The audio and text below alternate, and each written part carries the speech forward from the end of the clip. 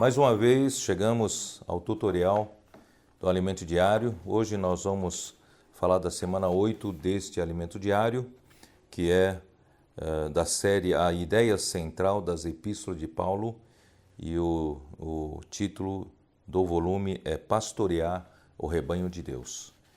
E a semana 8 corresponde à mensagem 16, né?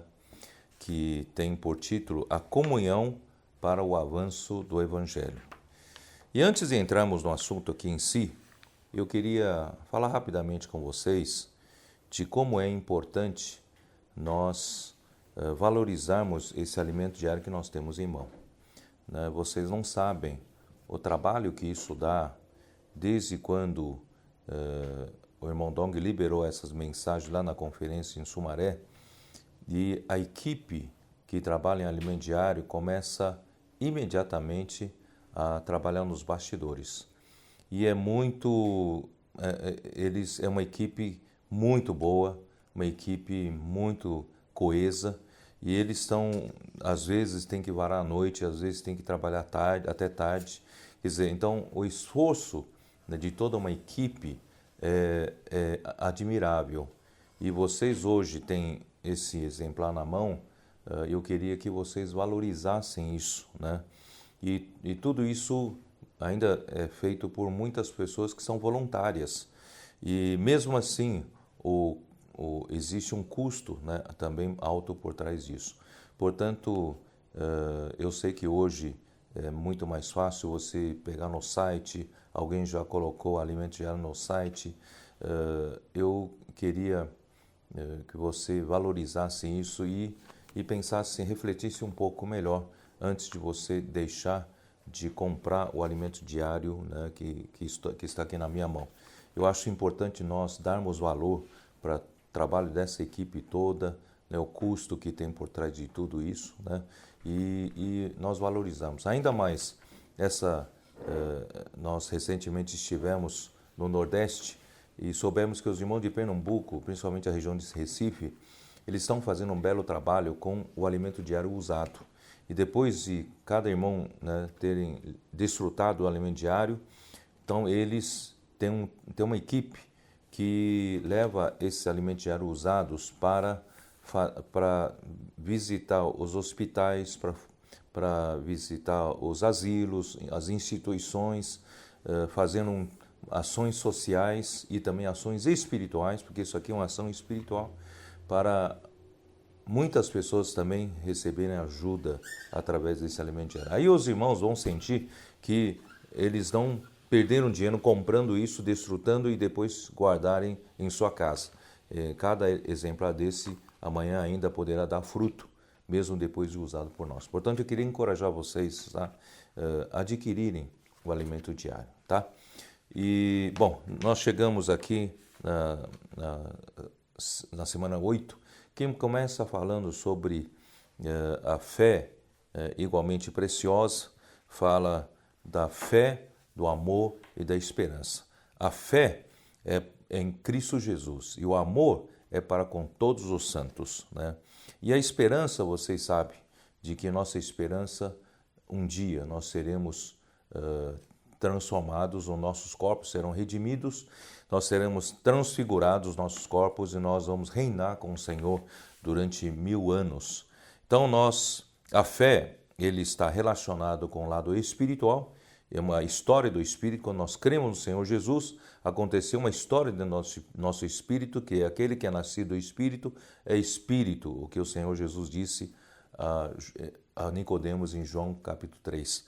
Então, é uma história espiritual, nós nascemos de Deus no Espírito. O amor é para com todos os santos, que o amor já começa a tocar em nossa emoção, está relacionado à nossa alma, né?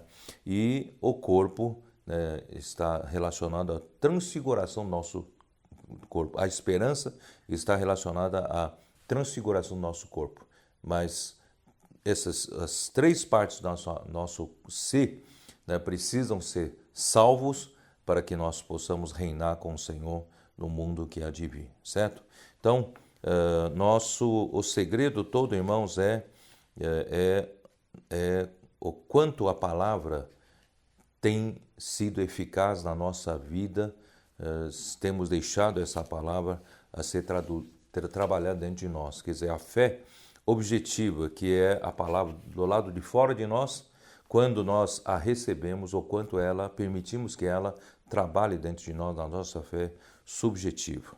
E a partir de terça-feira nós vamos ver como se aplica na fé no registro da criação de Deus. Deus criou, né, esse universo que foi formado pela palavra de Deus.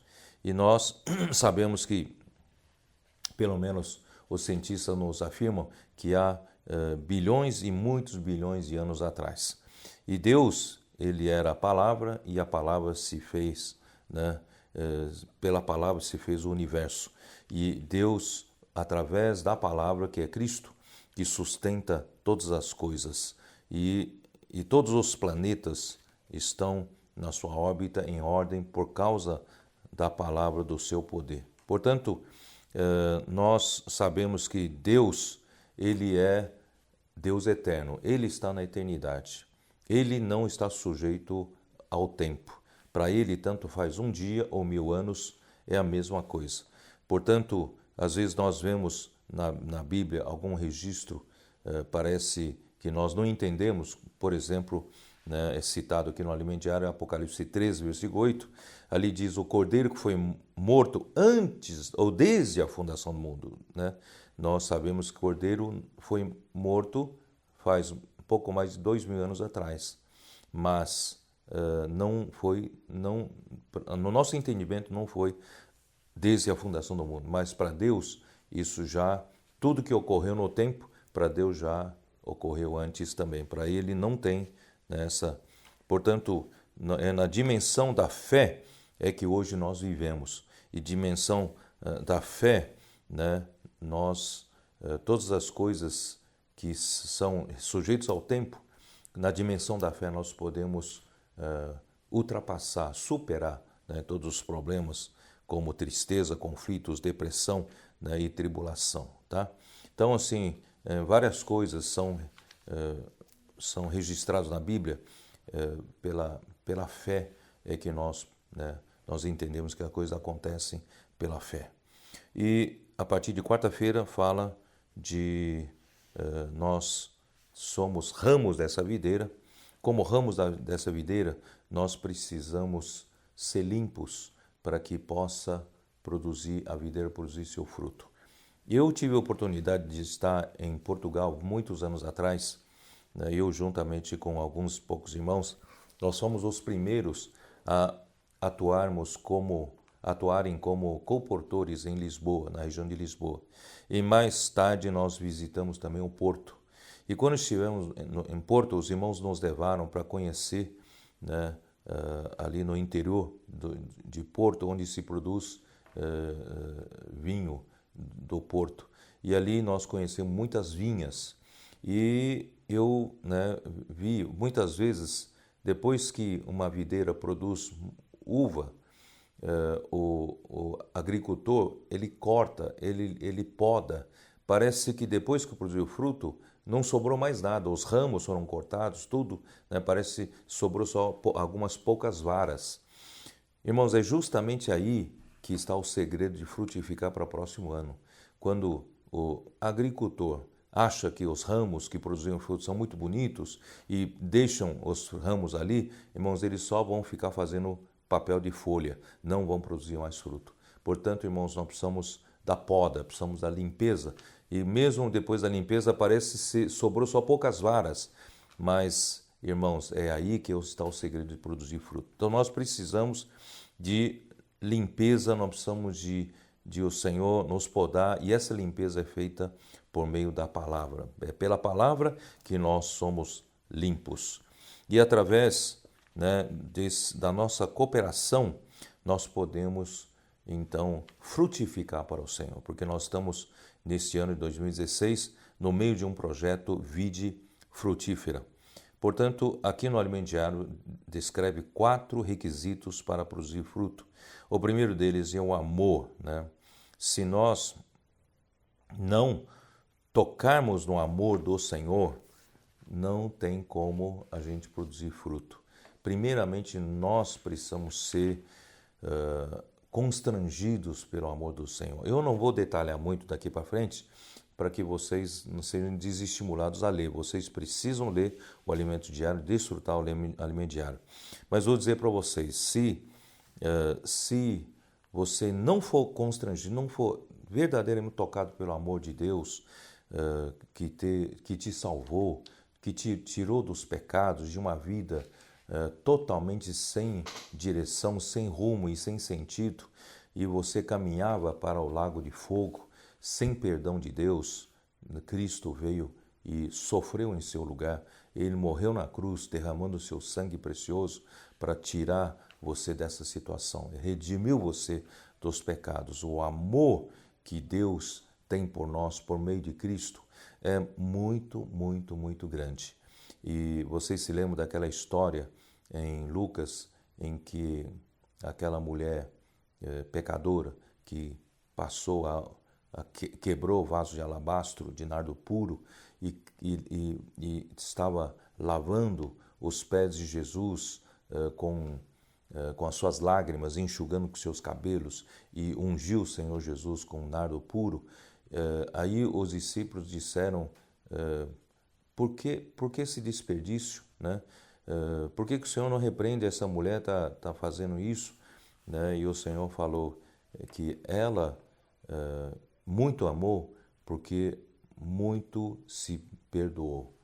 Portanto, se nós temos a sensação de que nós somos pessoas boas, nós não precisamos muito do perdão do Senhor, então nosso amor para com o Senhor também é pequeno. Mas se nós percebemos o quanto nós éramos pecadores, isto é, o quanto nós estávamos perdidos debaixo, né, da cobertura do pecado, não tínhamos solução nenhuma, Cristo veio para nos redimir. Ele sofreu, ele passou por todos os sofrimentos, toda angústia, toda injúria, toda humilhação, maus tratos por nossa causa. E nós não podemos deixar isso passar em brancas nuvens. Não podemos banalizar tudo que Cristo fez por nós. Precisamos amar o Senhor. Aqui também nos lembra de João capítulo 21, quando Pedro, depois da ressurreição do Senhor Jesus, ele já não estava com os discípulos na sua presença física. Então, Pedro se preocupou com o seu dia de amanhã, falou para os discípulos, eu vou pescar. E os outros 6 também falaram, nós vamos com você, porque nós também não sabemos o que vai ser de amanhã. Irmãos, veja só, se todos eles fizessem isso, tudo que Cristo fez foi em vão. Não teria, então, o prosseguimento, a continuação. Graças a Deus que Jesus apareceu ali e supriu o pão, supriu o peixe para eles, que é a necessidade primária deles.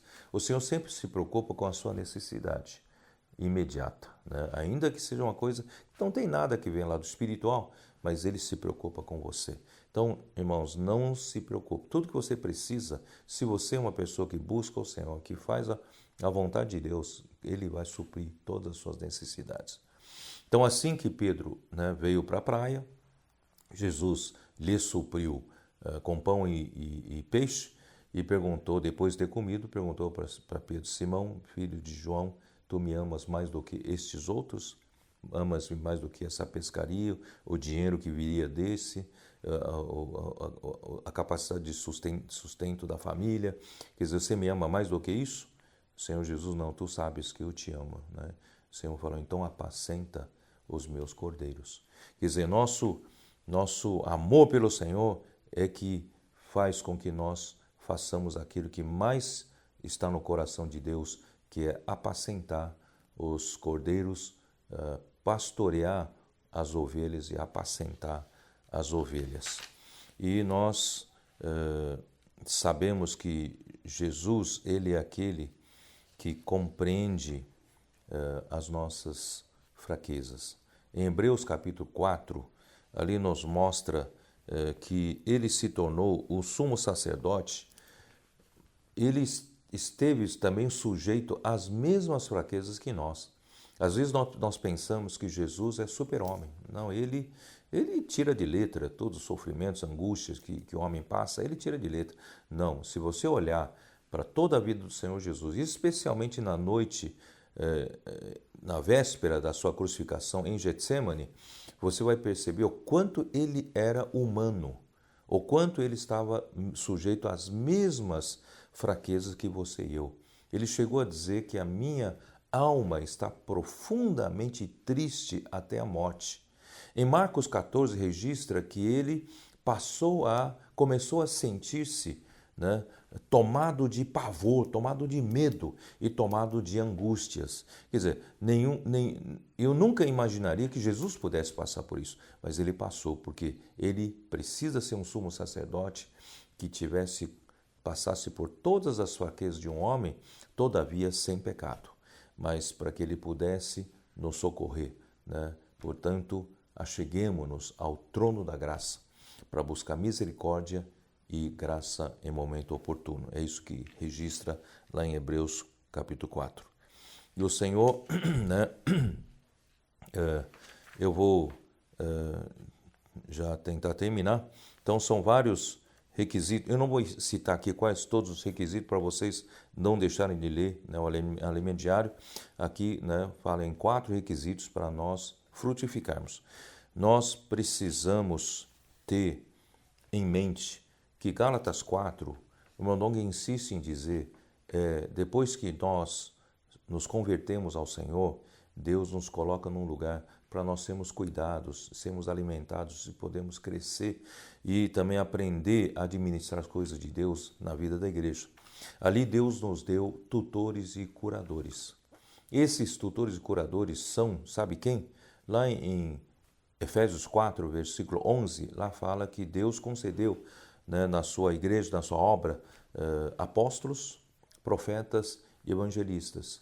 Os apóstolos, ou profetas e evangelistas são aqueles que eles abrem frente de obra, eles vão em cidades onde ninguém pregou o evangelho, né? Eles são como o Senhor Jesus ia de cidades e aldeias para fazer esse trabalho. Depois ele mandou os 12 para fazer esse trabalho, mandou 70 para fazer esse trabalho. Quer dizer, são pessoas que saem, são enviadas para sair, pregar o evangelho, né? Falar a palavra de Deus e levantar muitas igrejas, muitas pessoas. Mas depois disso, há necessidade de um viver normal. E esse viver normal é cuidado principalmente, sabe por quem? Pelos pastores e mestres. Os pastores e mestres, na verdade, são a mesma pessoa, pode ser a mesma pessoa com as duas funções, né? E que são os tutores e curadores. Os tutores são como os mestres e os curadores são como os mordomos, né? Como os pastores. Então, nós precisamos perceber que para o rebanho, para que as pessoas que foram introduzidas na vida da igreja poderem crescer, né, nós precisamos de um pastorear com muito cuidado, amor, carinho. Também precisamos de mestres para ensinar a Bíblia de uma maneira adequada, para que eles possam crescer na educação espiritual, né, não como conhecimento bíblico, mas como ser cultivado dentro dos princípios de Deus, princípios da palavra de Deus. Portanto, é muito importante nós aprendermos a pastorear no rebanho de Deus. E vocês sabem que a parte do nosso ser tripartido que mais precisa de pastoreio é a nossa alma. A parte mais frágil do nosso ser é a nossa alma. A nossa alma, depois que a serpente enganou a Eva, oferecendo a ela uma pseudo-capacidade de discernir o bem e o mal, substituindo a Deus. A nossa alma não era para estar tomando essa carga sozinha. Ela foi feita para estar debaixo da cobertura do Espírito. E o nosso espírito humano foi feito para receber o Espírito de Deus. Quer dizer, a partir de então, nós recebendo Deus no nosso espírito, nós passamos a ser filhos de Deus, nós passamos a ser guiados pelo Espírito de Deus. Então a nossa alma fica sempre debaixo de um pastoreio, debaixo de uma condução do Espírito. Todavia, a proposta que a serpente fez com a Eva, e Eva aceitou, é tirar essa cobertura do Espírito. Aí a alma ficou sozinha, exposta a toda sorte de intempéries da vida. Então, irmão, por isso que depois da queda do homem, a nossa alma ficou sujeita a todo tipo de sobrecarga. A nossa alma não foi feita para carregar toda essa carga que você carrega, né? Mas, graças a Deus, Deus hoje né, novamente, pelo Evangelho, nós somos salvos. Isto é, o nosso espírito ganhou vida de novo, o nosso espírito agora tem a vida de Deus e a nossa alma tem que estar sempre sujeita ao Espírito. Assim, a nossa alma ganha alívio e descanso. E Deus é aquele que nos apacenta por meio do Espírito, apacenta a nossa alma. Em 1 Pedro capítulo 2, fala que Ele é o pastor e bispo da nossa alma. Então, isso está em 1 Pedro 2, 25. É a nossa alma que precisa de encorajamento. Nossa alma passa por toda sorte de tristezas, de angústia, de maus tratos desse mundo, de preocupações, não é? Todos nós passamos por pressões muito grandes e essas pressões, essas cargas todas, não conseguimos carregar. Isso faz com que todos nós ficamos, vamos dizer assim, arriados, né? Nós ficamos todos sobrecarregados. Aí o Senhor fala em Mateus 11, vinde a mim, todos os que estáis cansados, sobrecarregados, eu vos aliviarei. Mas Ele vai aliviar como? Tomai o meu jugo. Como é que eu já estou cansado, por que eu vou tomar jugo do Senhor? Não, esse é o segredo. Deus não quer, Senhor não quer que você se isente de sua responsabilidade. Você tem a responsabilidade de carregar uma carga, você vai continuar carregando. Não, você não vai dizer, não, daqui para frente joga tudo para o Senhor, eu não vou carregar. Não, você vai continuar carregando sua responsabilidade. Todavia tem uma diferença. Você agora vai tomar o jugo do Senhor. Quer dizer, o Senhor está convidando você para participar do jugo. Sabe o que é o jugo? É uma canga para uma junta de bois. Então o Senhor Jesus é um boi principal, eu sou outro boi, ele me convida para estar na mesma canga.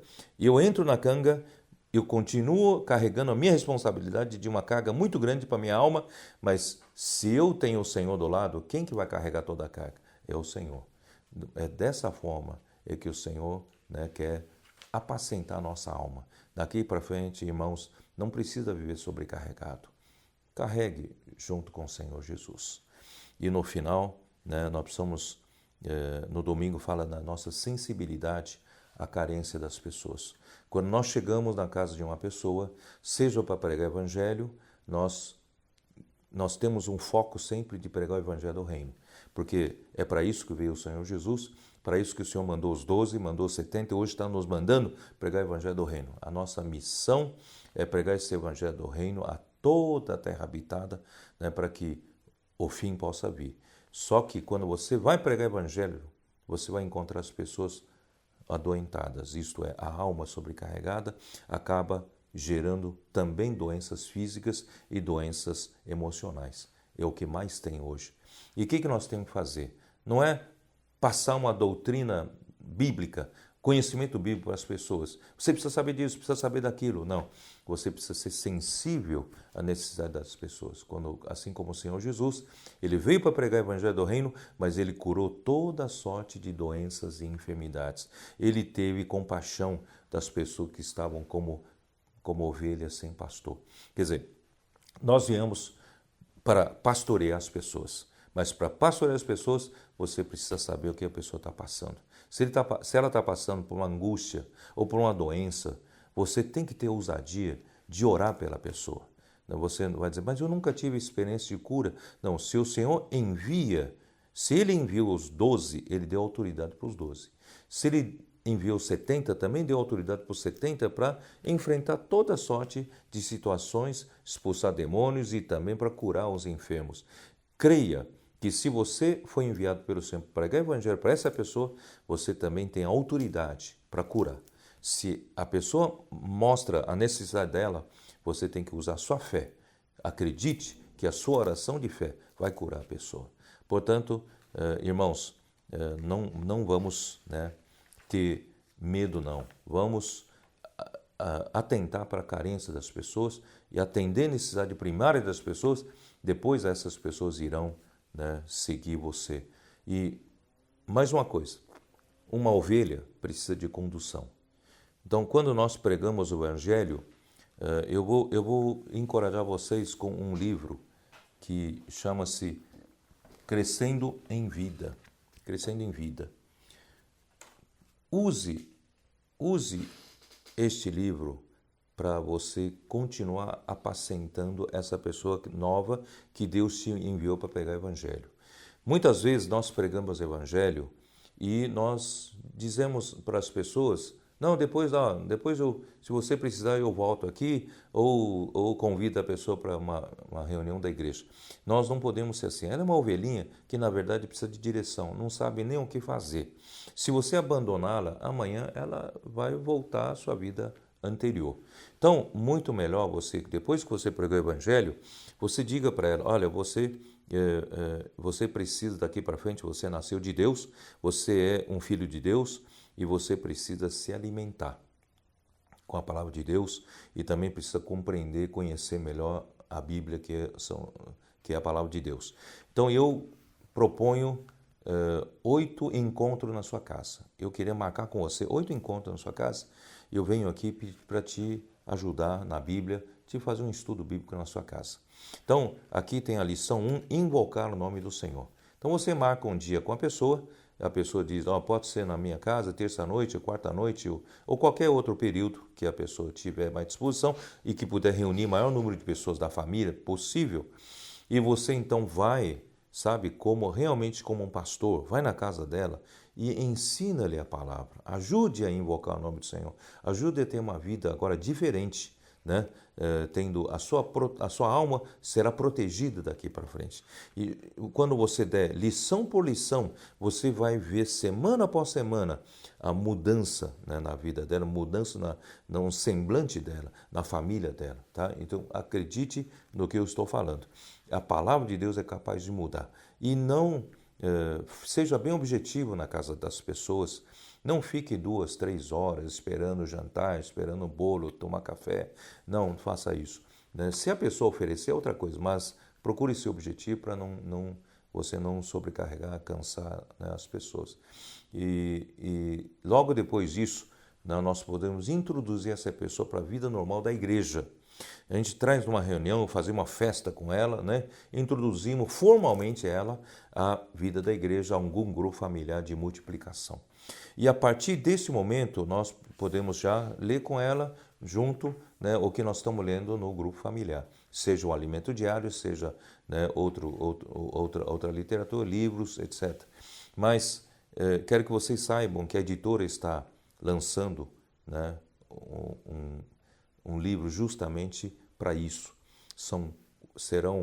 O primeiro volume serão 40 lições para o viver cristão normal. Então, essas lições vão ser muito bom para você continuar apacentando elas na vida normal do grupo familiar. Então, nós vamos ler com elas essas 40 lições. Ler, eu digo, né, desfrutar, não é ler apenas por ler. E nós, assim, essa pessoa vai ser conduzida, vai ser constituída com a verdade, vai se alimentar com a palavra de Deus, vai ter um fundamento muito bom para ela ser útil também na igreja e fazer o mesmo trabalho com outras pessoas. Portanto, irmãos, vamos fazer isso. E essa semana, para terminar, recomenda-se para leitura de apoio 2 livros. Aqui está, Chamados para Promover a Fé. Chamados para Promover a Fé. Espero que você, possa ter tempo para ler. A fé não é para ser discutida e sim guardada, porque ela contém todo o plano de Deus, tudo aquilo que Deus quer que recebamos Deus e pratiquemos. Nesse livro, você verá que é necessário que a fé objetiva seja infundida em nosso interior e se torne nossa fé subjetiva. Isso acontece quando cremos, quando nos apropriamos de tudo o que Deus planejou e nos revelou. Não deixe de ler esse livro para você conhecer o que é a fé objetiva e a fé subjetiva. E outro livro recomendado é esse livro, Os Grandes Diamantes da Bíblia. E esse livro, ele apresenta, né, muitos capítulos que é uma boa parte do ministério do irmão Dong, né, que tem nos ajudado esses anos todos. Então aqui dentro tem muitos tópicos, você pode até procurar, que estão, né, de acordo com o que essa semana, né, menciona. E por fim, eu quero promover 2 livretes que saíram agora há pouco, A Vitória sobre a Apatia Espiritual e o Pecado, Aqui todo cristão está sujeito à condição de apatia espiritual e às consequências da ação do pecado em sua vida. Como lidar com essa situação no dia a dia? Na leitura desse livro, você será ajudado a identificar os sintomas, a causa e o caminho para ser liberto desses males. Vale a pena conferir. Quer dizer, muitas vezes essa apatia, o pecado e outros problemas desse tipo nos bloqueiam no avanço, né, espiritual. Então, nós precisamos ser libertos disso. E outro livro que está saindo agora é Deus Conhece os Meus Sofrimentos. Os cristãos, especialmente os mais jovens, enfrentam diversas dificuldades para servir a Deus com perseverança, constância e responsabilidade. Por meio do exemplo do Senhor Jesus e de alguns personagens bíblicos, o autor revela que Deus não desconhece nem desconsidera os sofrimentos enfrentados por seus filhos no dia a dia. Pelo contrário, Ele conhece e entende nossa real situação e deseja socorrer-nos e suprir-nos se encontrar abertura de nossa parte, ainda que pequena, para operar em nós a sua vontade e nos tornar mais úteis a Ele. Vale a pena conferir também. Portanto, irmãos, foi muito bom, né, esse tempo que passamos aqui juntos. Espero que você tenha apreciado, desfrutado. E se você desfrutou, né, curte e compartilhe, né, isso que você ganhou. Jesus é o Senhor.